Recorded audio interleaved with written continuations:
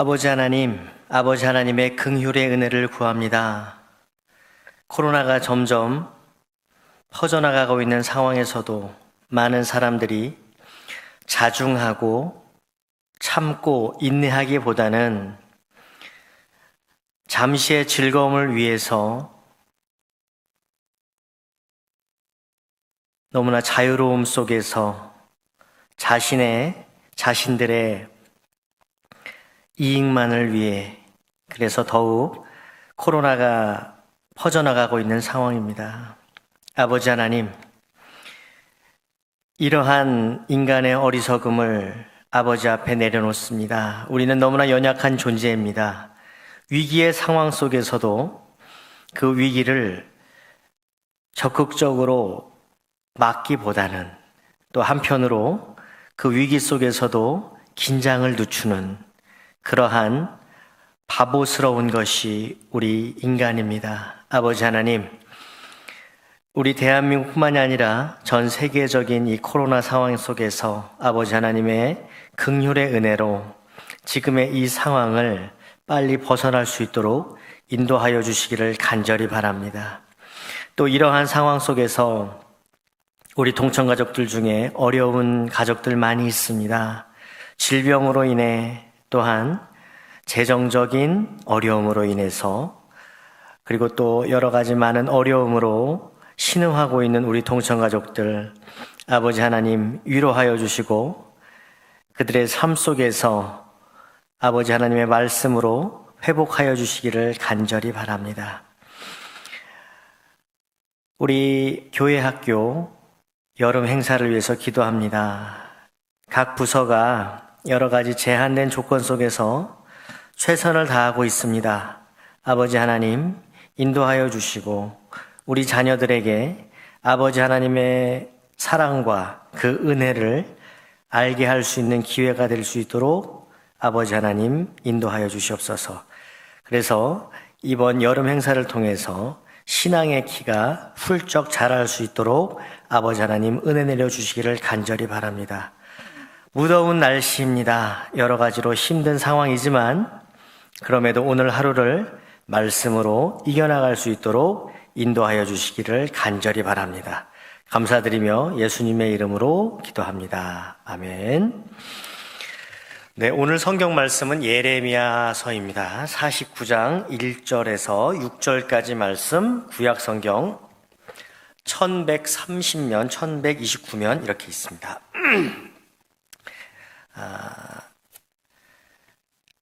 예레미야 49장 1절에서 6절 제가 먼저 읽고 여러분은 마음속으로 읽어주시고요. 제가 6절까지 쭉 읽어가겠습니다. 암몬 자손에 대한 말씀이라. 여호와께서 이와 같이 말씀하시되 이스라엘이 자식이 없으나 상속자가 없느냐. 말감이 갓을 점령하며 그 백성이 그 성읍들에 사는 것은 어찜됨이냐. 여호와의 말씀이니라. 그러므로 보라, 날이 이르리니 내가 전쟁 소리로 암몬 자손의 라빠에 들리게 할 것이라. 라빠는 페허덤이 언덕이 되겠고 그 마을들은 불에 탈 것이며 그때 이스라엘은 자기를 점령하였던 자를 점령하리라. 여호와의 말씀이니라. 헤스보나 슬피 울지어다. 아이가 황폐하였도다. 너희 라빠의 딸들아 부르짖을지어다. 굵은 배를 감고 애통하며 울타리 가운데서 허둥지둥 할지어다. 말감과 그 제사장들과 그 고관들이 다 사로잡혀 가리로다. 패역한 딸들아, 어찌하여 골짜기 곧 내 흐르는 골짜기를 자랑하느냐. 내가 어찌하여 재물을 의뢰하여 말하기를 누가 내게 대적하여 오리오 하느냐. 주 만군의 여호와의 말씀이니라. 보라, 내가 두려움을 내 사방에서 내게 오게 하리니 너희 각 사람이 앞으로 쫓겨날 것이요 도망하는 자들을 모을 자가 없으리라. 그러나 그 후에 내가 암몬 자손의 포로를 돌아가게 하리라. 여호와의 말씀이니라. 아멘. 예레미야서는 이방 10개국에 대한 하나님의 심판 경고를 담고 있습니다. 그 중에 오늘 말씀은 네 번째로 이 암몬에 대한 예언입니다. 암몬은 아브라함의 조카 롯과 그의 둘째 딸 사이에서 적절하지 않은 근친상간으로 인해서 태어난 아들 베남미를 조상으로 하는 민족입니다. 그러니까 출발부터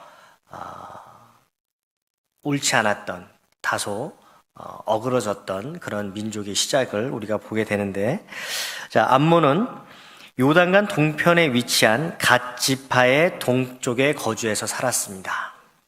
그리고 이스라엘과 혈연적으로 매우 가까울 뿐만 아니라 거주지 역시도 이스라엘과 인접해 있었습니다. 그래서 이런 상황을 보면 이스라엘과 매우 친밀하게 지내야 됐음에도 불구하고 역사상 이스라엘과 많이 이렇게 충돌했던 그들의 모습을 보게 됩니다. 출애굽 이후, 즉 이 암몬의 국가적인 시작을 보면 그 가나안 정착기에 출애굽한 이스라엘 백성이 가나안 땅에 들어올 당시에 모압과 마찬가지로 그렇게 큰 분쟁은 없었습니다. 하지만 사사시대로 들어오면서 암몬은 영토 확장을 위해서 이스라엘을 자주 침입했습니다. 요단 동편의 길라 장로들이 이제 사사 입다에게 도움을 청하게 되죠.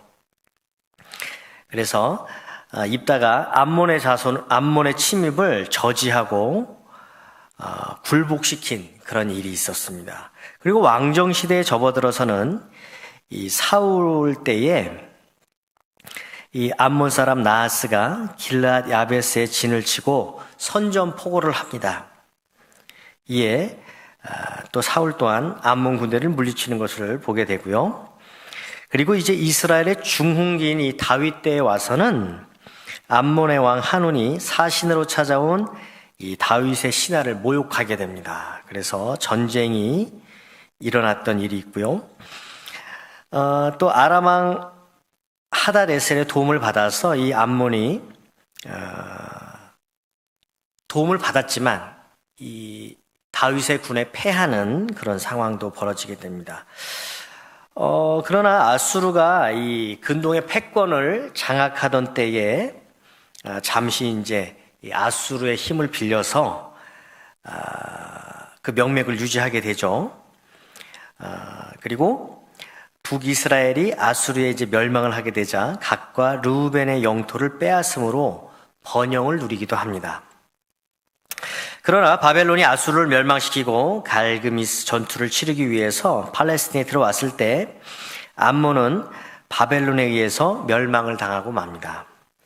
암몬은 유다 왕 여호와김이 BC 600년에서 597년에 바벨론의 반역을 일으켰을 때 바벨론의 명령을 받아서 유다를 침입한 아랍인과 모압인으로 구성된 진압군에 참여하기도 했고, 바벨론에 의해서 이스라엘이 멸망당했을 때 이를 인해서 많은 나라들보다 기뻐하게 되는 그러한 모습을 가지게 됩니다.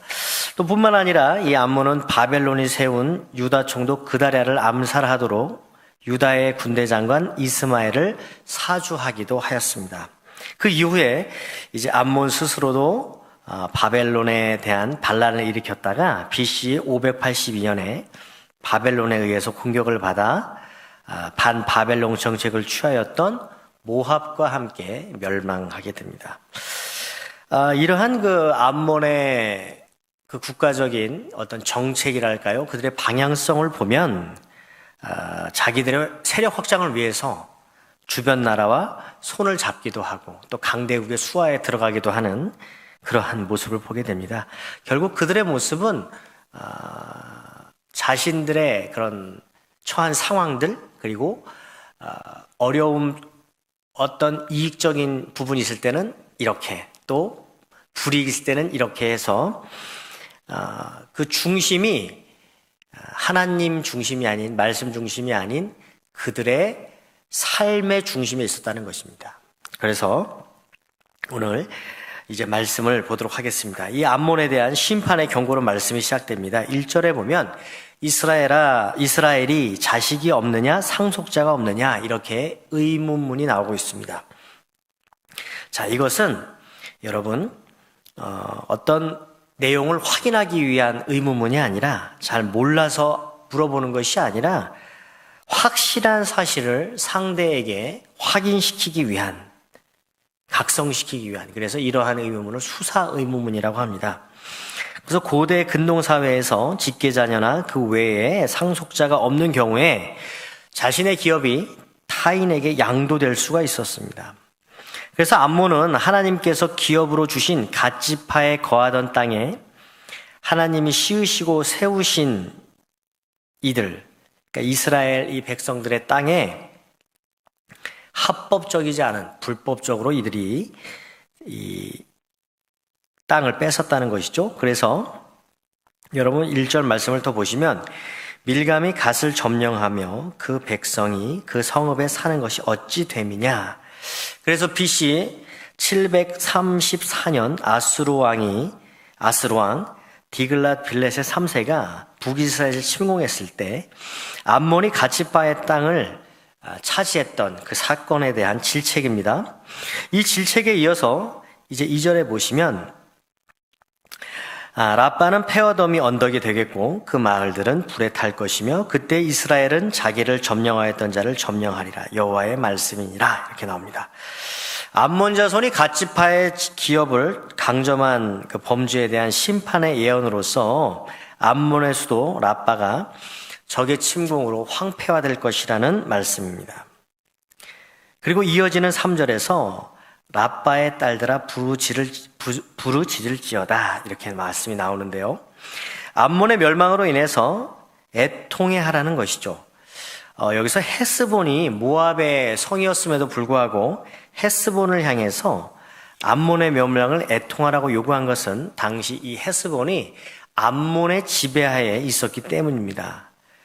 그래서 이제 4절은 이 암몬이 자기 확신과 안전에 대한 확신과 교만에 대한 말씀인데요. 말씀이 이렇게 나옵니다. 배역한 딸아 어찌하여 골짜기 곧 흐르는 골짜기를 자랑하느냐. 이 암몬의 지형적인, 그래서 천혜적인 어떤 요새를 자랑하고 있는 그 라빠에 대한 질책입니다. 해발 900m 고지에 건설되어 있던 이 라빠는 골짜기가 있었고요. 이를 따라 흐르는 급류가 형성이 되었던 지형입니다. 그래서 방어하기 굉장히 좋은 지형적 조건을 가지고 있었고, 그들이 충분히 안전을 확신하는 그러한 지형이었습니다. 비교를 해보면 이스라엘, 그러니까 예루살렘이 해발 한 700m 고지에 있는데요. 이 예루살렘을 함락하기 위해서 아수르의 사네립이 수십만의 군대를 몰고 왔지만 함락하지 못했습니다. 그리고 바벨론은 1년 6개월여간 포위한 끝에 예루살렘을 함락했고, 대군이라 아주 강적 최고의 군사를 가지고 있는 로마조차도 대략 한 3년여 만에 예루살렘을 함락을 했습니다. 그만큼 예루살렘 한 700m 고지, 그런데 이 라빠는 800m 고지, 900m 고지에 있었다는 거예요. 더 높은 고지에. 그만큼 이제 자신들의 그런 지형에 대해서 매우 안전함을 느꼈었다는 거죠. 그리고 그들이 또한 이 자신들이 교만할 수 있다는 것, 우리는 안전해. 그 이유가 또 하나가 나오는데, 내가 어찌하여 재물을 을뢰하여 말하기를 누가 내게 대적하여 오리요 하느냐. 자, 이때 이 암몬은 굉장히 경제적으로 풍요로운 그때였습니다. 그래서 천연적인 요새, 그리고 풍요로운 재물, 이걸 가지고 그들의 나라가 영원할 거라는 그런 교만한 생각에 사로잡혀 있었습니다. 자, 이것에 대해서 다시 하나님께서 말씀하십니다. 5절입니다. 주 만군의 여호와의 말씀이라. 보라, 내가 두려움을 내 사방에서 내게 오게 하리니 너희 각 사람이 앞으로 쫓겨날 것이요 도망하는 자들을 모을 자가 없으리라. 이렇게 나옵니다. 이 난공불락의 요새와 풍부한 경제력을 믿고 있는 암몬에 대해서 하나님의 심판의 예언이 두려움을 대적할 거라는, 두려움이 내 사방에서 올 거라는 것으로 표현을 해주고 있죠. 하지만 이렇게 심판의 말씀으로 오늘 말씀이 마무리되고 있지 않습니다. 6절에 보면 그러나 그 후에 내가 암몬 자손의 포로를 돌아오게 하리라 여호와의 말씀이니라. 자, 암몬 족속의 회복을 예언합니다. 바사왕 고레스의 포로교환 칙령 BC 538년에 이 말씀이 성취가 되는데, 오늘 말씀으로 여러분 먼저 하나님의 사랑을 여러분 보게 됩니다. 1절에서 여호와께서, 2절에서는 여호와의 말씀이니라, 이 말씀이 맨 앞에 그리고 맨 뒤에 이렇게 두 번 나오죠. 그리고 5절에도 여호와의 말씀이니라, 6절의 마무리도 여호와의 말씀이니라 이렇게 나옵니다. 즉 하나님의 말씀이 반드시 이루어질 거라는 것을 이 6절, 짧은 이 6절 동안에 5번씩이나 나오고 있습니다.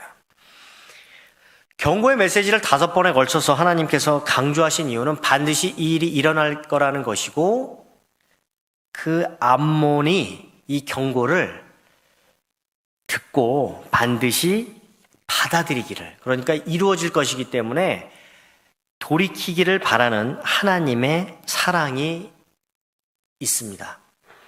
이 사랑이 오늘 우리 동천 가족들과 저에게도 있는 줄 믿습니다. 그렇기 때문에 여러분, 지금의 현 상황들이 우리를 너무나 힘들게 하고 아프게 하고 있지만, 여러분 앞서 말씀드린 대로 이 암몬이 어땠다고요? 자신의 상황에 따라서 이리 붙고 저리 붙고, 그런데 우리는 오로지 하나님 말씀만을 의지해서 한 걸음 한 걸음 나아가는 그러한 우리 동천 가족들이 되기를 예수님의 이름으로 축복을 합니다.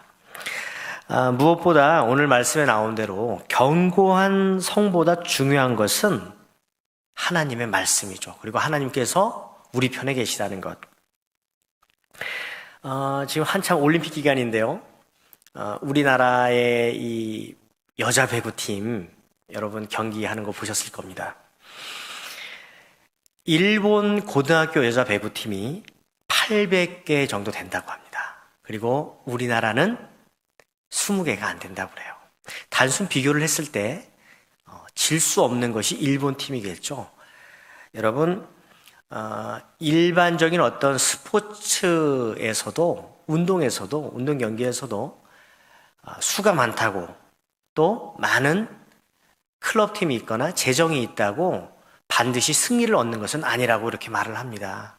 그런데 우리가 하나님을 믿는 하나님의 자녀로서 상황이 좀 어렵다고 해서, 또 우리가 현실적으로 보는 많은 것들이 우리를 압박하고 어렵게 한다고 해서 우리가 하나님의 말씀을 저버린다면, 그리고 그러한 상황들에 우리가 무릎을 꿇는다면, 어렵다고 해서 주저앉는다면, 그것은 우리가 그리스도인으로서의 모습을 못 갖추어 나가는 거겠죠. 그래서 여러분, 오늘의 이 말씀으로 세상은 보이는 것으로 그리고 물량으로 공세를 펴지만, 우리는 아버지 하나님의 말씀을 잡고 나아가는, 그래서 여러분, 그렇게 오늘 하루도 믿음으로 승리하는 우리 동천 가족들이 되기를 예수님의 이름으로 축복합니다. 네, 여러분, 앞서 제가 기도한 것처럼 우리 교회학교 8월에 계속 여름 행사를 진행하고 있습니다. 계속 기도해 주시고요. 그리고 상황이 어렵고 힘들지만 그럼에도 이러한 기회를 통해서 우리 자녀들이 더욱 믿음이 성장할 수 있도록 인도해 달라는 그런 기도를 부탁드리겠습니다. 기도하시겠습니다.